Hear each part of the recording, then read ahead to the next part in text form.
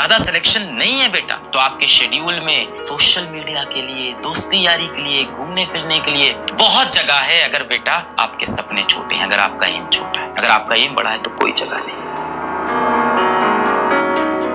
बहुत से बच्चे बोलते हैं कि सर हम स्कूल जाते हैं, हम कैसे 7 घंटे पढ़ें। कई बच्चे स्कूल नहीं जाते, वो कहते हैं सर हम कैसे दिन भर में 10 से 12 घंटे पढ़ें। मैं दोनों तरह के बच्चों को बताता हूँ। सबसे पहले वो बच्चे जो स्कूल जाते हैं वो कैसे पढ़ें। पहली मेरी आपसे रिक्वेस्ट है कि स्कूल की अटेंडेंस आपकी मिनिमम रिक्वायरमेंट होती है 75 से 80%, कहीं 75% मिनिमम क्राइटेरिया, कहीं 80% होता है। बेटा हफ्ते में दिन होते हैं 7 डेज इन अ वीक। पहली मेरी आपसे बहुत स्ट्रॉन्ग रिक्वेस्ट है कि आपको मिनिमम अटेंडेंस कितनी मेंटेन करनी है 75 से 80% के आसपास, कई जगह 75, कई जगह 80 होती है। हफ्ते में बेटा आपके पास 7 डेज होते हैं, 7 डेज इन वीक। इसमें से बेटा एक संडे तो आपको मिलता ही है, तो 1 तो संडे आपके पास है ही। बेटा एक आपको ना हॉलीडे करनी पड़ेगी खुद की। ऐसे क्या हो गया, अब आपके पास 2 दिन हो गए नॉन अटेंडिंग वाले। अब आप कहोगे सर इससे परसेंटेज तो नहीं डाउन हो जाएगा अटेंडेंस का? नहीं बेटा, अभी भी आप हफ्ते में कितने दिन स्कूल जा रहे हो? 6 में से 5 दिन अभी भी आप स्कूल जा रहे हो। 5 आउट ऑफ 6 डेज अभी भी आप स्कूल जा रहे हो, तो बेटा अभी भी आपकी अटेंडेंस कितनी हो गई? 5 आउट ऑफ 6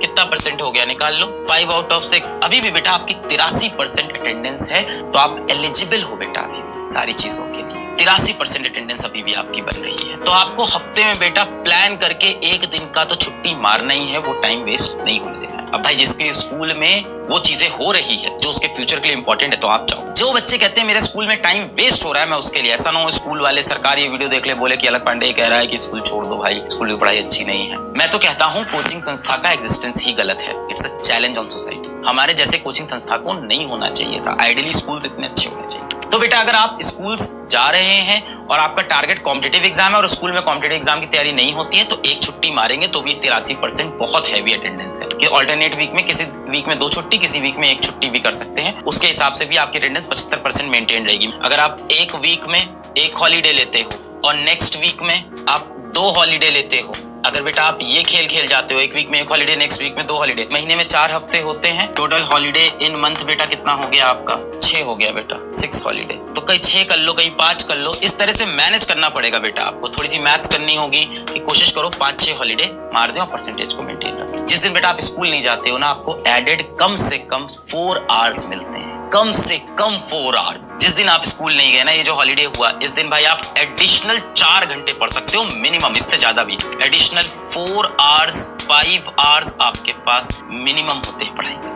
तो बेटा अगर स्कूल में देखूं तो किसी का स्कूल सुबह 7 से 2 बजे तक है, किसी का स्कूल 8 से 3 बजे तक है, वॉट एवर इट इज। तो मैं मान लेता हूं कि 9 घंटे तो स्कूल में जाते हैं। कैसे 9 घंटे माने? 6 घंटे आपके स्कूल के हो गए, 1 घंटे आना, 1 घंटे जाना, 1 घंटे पहले उठना, सब जोड़ जाड़ के। तो मैं मान लेता हूं कि आप सुबह 6 AM उठे और 3 PM आप वापस घर लौटे, और ये सारा समय स्कूल के लिए तैयार होना, स्कूल जाना आना, सब में आपके 9 आवर चले गए। इसके बाद मैं आपसे खुद कह रहा हूं कि कम से कम आप 7 आवर सोइए, 7 आवर आप सो गए। बेटा अभी भी रिमेनिंग कितना टाइम है आपके पास जीवन में? अभी भी रिमेनिंग कितना टाइम है आपके पास एक दिन में?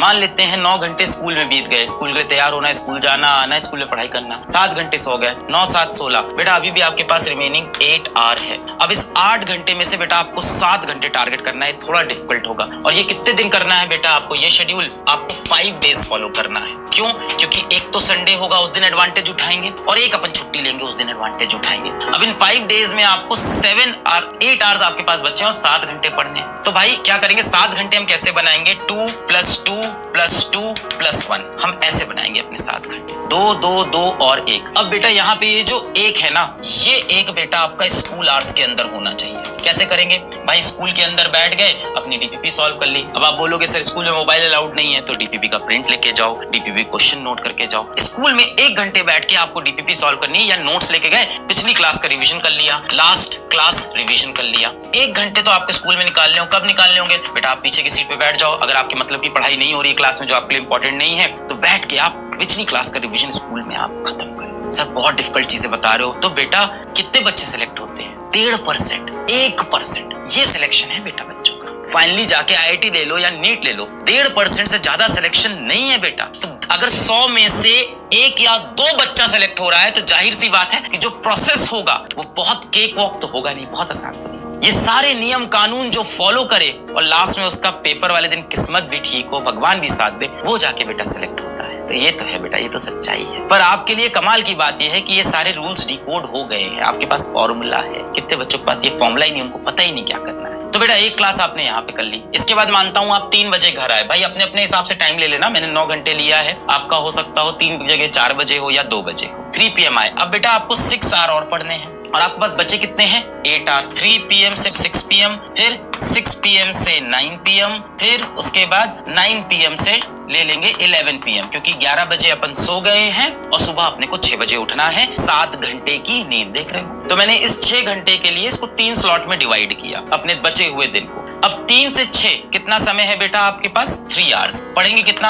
हम 2, तो 2 आवर आउट ऑफ 3 पढ़ लिया यहाँ पे। फिर 6 से 9 कितना समय है 3 आवर्स, कितना पढ़ेंगे बेटा फिर से 2 आवर आउट ऑफ 3, यहाँ पे भी पढ़ लिया। फिर 9 से 11 कितना समय है इस बार 2, इस बार पूरा 2 घंटे पढ़ना पड़ेगा, 2 आवर आउट ऑफ। अब मुझे पता है इन सब में आपको अपना खाना पीना सब मैनेज करना पड़ेगा, यानी अगर आप ध्यान से देखो तो आपके शेड्यूल में सोशल मीडिया के लिए, दोस्ती यारी के लिए, घूमने फिरने के लिए बहुत जगह है। अगर बेटा आपके सपने छोटे हैं, अगर आपका एम छोटा है, अगर आपका एम बड़ा है तो कोई जगह नहीं। इतना रिगरस शेड्यूल फॉलो करने के बाद 2, 2, 4, 2, 6 और एक साथ तब जाके बेटा आप स्टडी कर पाओगे।